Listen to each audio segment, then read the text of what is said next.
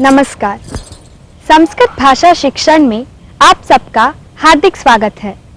पूर्व पाठों में आपने कर्तरी कर्मणि प्रयोगों के विषय में जानकारी प्राप्त की। इस पाठ में उसी विषय के बारे में और अभ्यास करेंगे।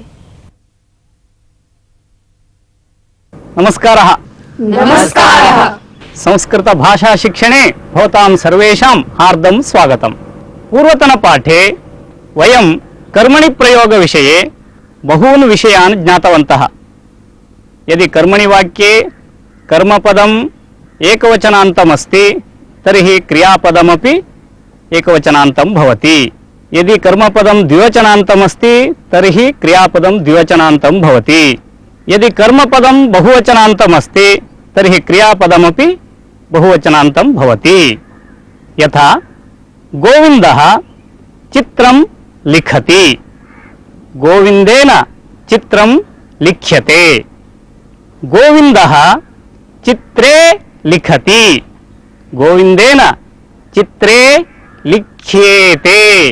गोविन्दः चित्राणि लिखति, गोविन्देन चित्राणि लिख्यन्ते। एतादृशं वयं जानीमः। इदानीम् अहं कर्तरि वाक्यानि वदामि। तत्र कर्मपदम् एकवचनान्तं भवति, तस्य कर्मणि वाक्यरीत्या परिवर्त्य भवन्तः वदन्ति वा? अस्तु, वदामः। छात्रः प्रश्नं चिन्तयति, छात्रेण प्रश्नः चिन्त्यते। अध्यापकः शिष्यं सूचयति, अध्यापकेन शिष्यः सूच्यते। बालः हस्तं क्षालयति, बालेन हस्तः क्षाल्यते। आरक्षकः चोरं गृह्णाति, आरक्षकेन चोरः गृह्यते। सा लेखनीं रक्षति, तया लेखनी रक्ष्यते। धीरः समस्यां विचारयति, धीरेण समस्या विचार्यते। बालः शिलां क्षिपति, बालेन शिला क्षिप्यते। सीता रोटिकां खादति, सीतया रोटिका खाद्यते। बालिका सखीं निन्दति, बालिकया सखी निन्द्यते। शिशुः चलनं न जानाति, शिशुना चलनं न ज्ञायते। धनिकः धनं ददाति, धनिकेन धनं दीयते। सुधा पुष्पं चिनोति, सुधया पुष्पं चीयते। लता वस्त्रं क्रीणाति। लतया वस्त्रं क्रीयते। समीचीनम्। एतेषु सर्वेषु कर्मपदम् एकवचनान्तम् आसीत्। इदानीं कर्मपदं यदि द्विवचनान्तं भवति तदा कर्मणि वाक्यं कथं भवति पश्यामः। अहं नेत्रे निमीलयामि, मया नेत्रे निमील्येते। अहं नेत्रे उन्मीलयामि, मया नेत्रे उन्मील्येते। पल्लवी हस्तम् उपरि करोतु। पल्लवी कंकणे धरति, पल्लव्या कंकणे ध्रियेते। सः वृक्षौ पश्यति, तेन वृक्षौ दृश्येते। सा पत्रिके ददाति, तया पत्रिके दीयेते। एवं एतेषु सर्वेषु वाक्येषु कर्मपदं द्विवचनान्तम् अस्ति, तत्कारणतः क्रियापदमपि द्विवचनान्तम् एव अस्ति। एतादृशं वाक्यं भवान् वदतु। भवान् कर्तरि वाक्यं वदतु, सः कर्मणि परिवर्त्य वदति। वदतु। सः फले खादति। तेन फले खाद्येते। सा श्लोकौ जानाति। तया श्लोकौ ज्ञायेते। शिष्यः अध्यापिके प्रणमति। शिष्येण अध्यापिके प्रणम्येते। कपिः पर्णे क्षिपति। कपिना पर्णे क्षिप्येते। उत्तमम्। एवम् एतेषु वाक्येषु सर्वत्र कर्मपदं द्विवचनान्तमासीत्, तत्कारणतः क्रियापदमपि द्विवचनान्तम् अस्ति। इतः परं कर्मपदं बहुवचनान्तं भवति, तदा क्रियापदमपि बहुवचनान्तमेव भवेत्। तादृशानि वाक्यानि इदानीं भवन्तः वदन्ति वा? अस्तु, वदामः। भवती आरम्भं करोतु। सज्जनः अर्हान् पूजयति। सज्जनेन अर्हाः पूज्यन्ते। विज्ञानी संशोधनानि करोति। विज्ञानिना संशोधनानि क्रियन्ते। क्रीडकः धावनाङ्कान् प्राप्नोति। क्रीडकेन धावनाङ्काः प्राप्यन्ते। उत्तमम्। भवती वदतु। ते वृक्षान् आरोहन्ति। तैः वृक्षाः आरुह्यन्ते। सा प्राचीनवस्त्राणि क्षिपति। तया प्राचीनवस्त्राणि क्षिप्यन्ते। सा पुष्पाणि आनयति। तया पुष्पाणि आनीयन्ते। एकं नूतनं प्रयोगं कुर्मः।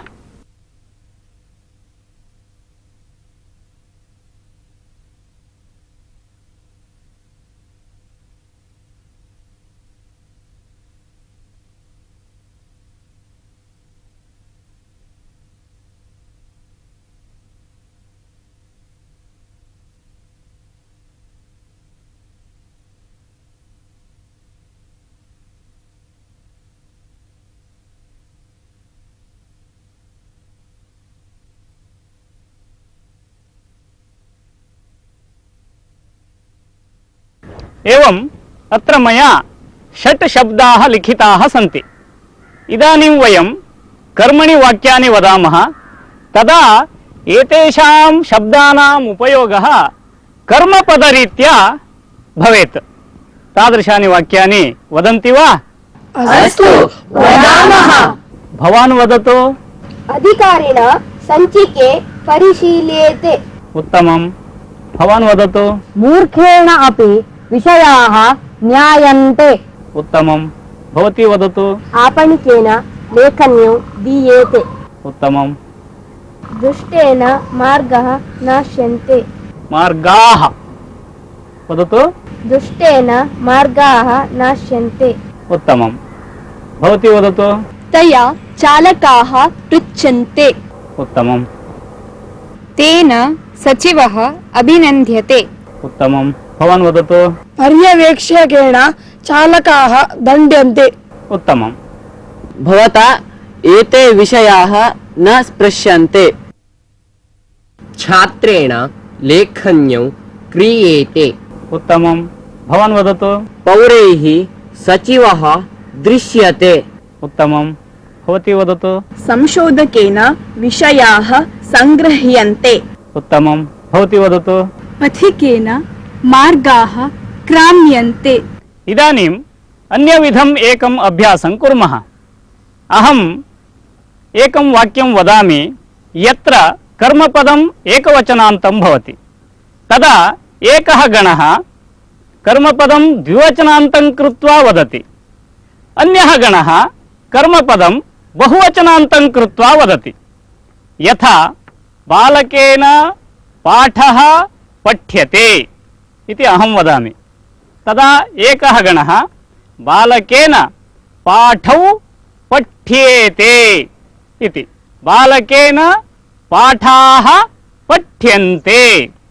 एवं रीत्या अभ्यासं कुर्मः।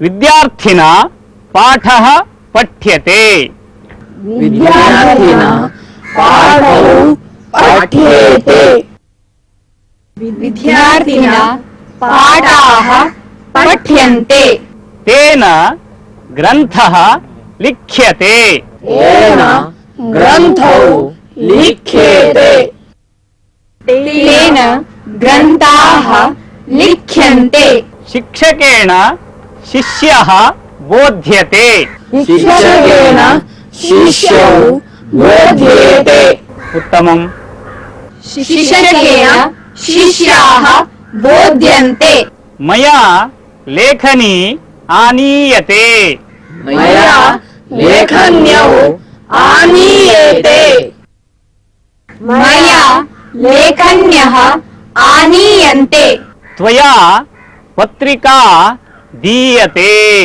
त्वया पत्रिके दीयेते त्वया पत्रिकाः दीयन्ते दुष्टेन बालिका ताड्यते दुष्टेन बालिके ताड्येते दुष्टेन बालिकाः ताड्यन्ते मर्कटेन फलं खाद्यते मर्कटेन फले खाद्येते मर्कटेन फलानि खाद्यन्ते लेखकेन काव्यं लिख्यते लेखकेन काव्ये लिख्येते लेखकेन काव्यानि लिख्यन्ते सेवकेन पात्रं क्षाल्यते सेवकेन पात्रे क्षाल्येते सेवकेन पात्राणि क्षाल्यन्ते। अब तक आपने जो अभ्यास देखा उनमें कर्मवाच्य का एकवचन, द्विवचन और बहुवचन में प्रयोग किया गया था। इदानीं कर्तरि वाक्यानि वदामि, भवन्तः तानि कर्मणि परिवर्त्य वदन्तु। वानराः शिलां क्षिपन्ति, वानरैः शिला क्षिप्यते, अनुजः वृत्तानि निवेदयति, अनुजेन वृत्तानि निवेद्यन्ते, कपिः शाखाः स्पृशति, कपिना शाखाः स्पृश्यन्ते, भक्ताः मुनिं नमन्ति, भक्तैः मुनिः नम्यते, धीरः समस्यां विचारयति। धीरेण समस्या विचार्यते। बहु समीचीनम्। अब तक आपने जो अभ्यास देखा उसमें कर्तृवाच्य प्रयोग से कर्मवाच्य प्रयोग में परिवर्तन था। इदानीम् अन्यम् एकं नूतनम् अभ्यासं कुर्मः। अत्र एका कथा अस्ति। सर्वाणि वाक्यानि कर्तरि सन्ति। भवन्तः कर्मणि वा भावे वा परिवर्त्य वदन्तु। एकः काकः अस्ति। प्रथमं वाक्यम् अहमेव वदामि। एकेन काकेन भूयते, सः तृषितः भवति, तेन तृषितेन भूयते, सः जलस्य अन्वेषणं करोति। वदन्तु। तेन जलस्य अन्वेषणं क्रियते, सर्वत्र पश्यति, सर्वत्र दृश्यते, कुत्रापि जलमेव न अस्ति। अहं वदामि, कुत्रापि जलेन एव न भूयते, सः सर्वत्र भ्रमति, तेन सर्वत्र भ्रम्यते, सुदूरं गच्छति, सुदूरं गम्यते, एकं घटं पश्यति, एकः घटः दृश्यते, जलं पातुं न शक्नोति, जलं पातुं न शक्यते, सः एकम् उपायं चिन्तयति, तेन एकः उपायः चिन्त्यते, शिलाखण्डान् आनयति, शिलाखण्डाः आनीयते, आनीयन्ते। पुनः वदन्तु। शिलाखण्डाः आनीयन्ते। घटे स्थापयति। घटे स्थाप्यते। जलम् उपरि आगच्छति। जलेन उपरि आगम्यते। काकस्य आनन्दः भवति। काकस्य आनन्देन भूयते। सः सन्तोषेण जलं पिबति। तेन सन्तोषेण जलं पीयते। स्वनीडं गच्छति। स्वनीडं गम्यते। सुखेन जीवनं यापयति। सुखेन जीवनं याप्यते। बहु समीचीनं। भवन्तः इदानीं कर्मणि प्रयोगे निपुणाः जाताः। मैं समझती हूँ कि इतने अभ्यास देखने के बाद आपने कर्तरी और कर्मणि प्रयोगों के बारे में एक स्पष्ट चित्र प्राप्त किया होगा। वयम् इदानीम् एकं सुभाषितं शृणुमः।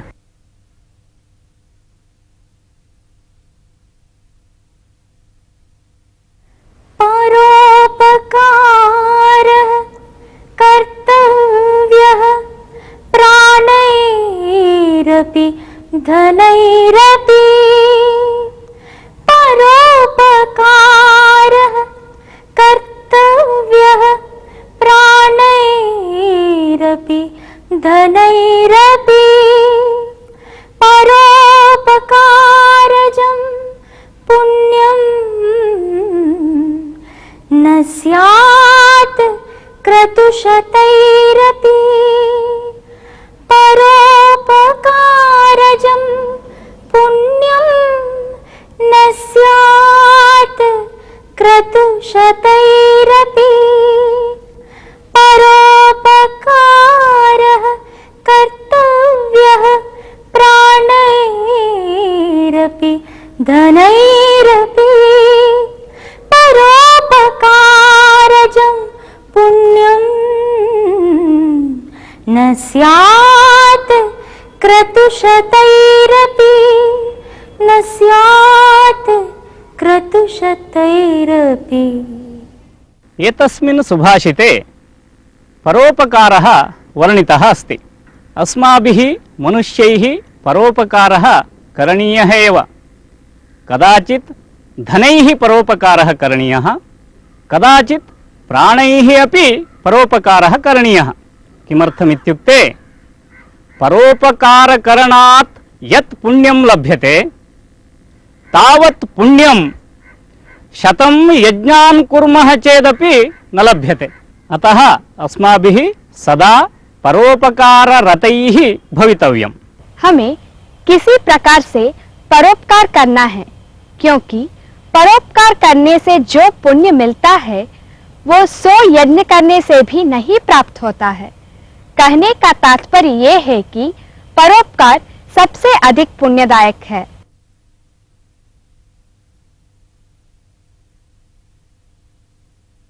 अहम् इदानीम् एकां कथां वदामि। पूर्वं शिलादः नाम धर्मात्मा मुनिः आसीत्। सः पितॄणाम् आदेशेन मरणरहितस्य अयोनिजस्य पुत्रस्य प्राप्त्यर्थं तपः कृतवान्। इन्द्रः प्रत्यक्षः भूत्वा किम् आवश्यकम् इति पृष्टवान्। एषः शिलादः उक्तवान्, अयोनिजः पुत्रः आवश्यकः। परन्तु इन्द्रः स्वस्य असामर्थ्यम् अङ्गीकृतवान्। अनन्तरं शिलादः शिवस्य दर्शनार्थं घोरं तपः कृतवान्। शिवः प्रत्यक्षो भूत्वा, भोः पुत्रक वरं वृणीष्व इत्युक्तवान्। तदा शिलादः स्वस्य आशां प्रकटितवान्, मम अयोनिजः पुत्रः आवश्यकः भवत्सदृशः इति। तदा शिवः उक्तवान्, पूर्वं ब्रह्मा मुनयः इन्द्रादयः मां प्रार्थितवन्तः अवतारं करोतु भूलोके इति। एतदनुसारम् अहं भूलोके अवतरिष्यामि। यद्यपि अहं जगतः पिता, तथापि भवतः पुत्ररूपेण अहं भवतः गृहे अवतरिष्यामि इति। कालः गतः। कदाचित् यज्ञक्षेत्रं कर्षन्ति स्म। तदा शिवस्य आदेशेन एकः बालकः तत्रैव प्रत्यक्षः जातः। मुनयः ज्ञातवन्तः शिवस्य अनुग्रहेण एषः प्राप्तः अस्ति इति। अतः एतस्य नाम नन्दी इति कृतवन्तः। यदा नन्दिनः 5 वर्षाणि अतीतानि तदा वेदान्तादि शास्त्राणि सः अधीतवान्। कदाचित् मित्रावरुणौ तत्समीपे आगतवन्तौ। तौ उक्तवन्तौ, नन्दिन्, भवतः इतः परम् आयुष्यं केवलं 1.5 वर्षम् इति। एतत् श्रुत्वा नन्दिनः पिता शिलादः अत्यन्तं खिन्नः। सः प्रीत्या पुत्रस्य आलिङ्गनं कृत्वा रुदितवान्। तदा नन्दी वदति, भोः पितः, चिन्ता मास्तु, अहं शिवस्य विषये घोरं तपः करोमि, मृत्युं तर्पयामि, पुनः दीर्घम् आयुष्यं प्राप्स्यामि इति। सः वनं गच्छति, घोरं तपः करोति, पञ्चमुखं महादेवं सदाशिवं जपति। शिवः सन्तुष्टः भूत्वा उमया सह तिष्ठति। भोः, भवान् मत्समः एव अस्ति, भीतिः मास्तु। किमर्थं तव भीतिः? भवतः आयुष्यं दीर्घमस्ति, भवान् प्रपञ्चे यशस्वितया जीवनं करिष्यति इति वरं दत्तवान्। अनन्तरं नन्दी दीर्घकालं जीवितवान्। कथायाः अर्थः ज्ञातः खलु? आम्, ज्ञातः। धन्यवादः। नमो नमः। नमो नमः। इसी के साथ अब यह पाठ यही समाप्त होता है। अगले पाठ में हम फिर मिलेंगे। तब तक के लिए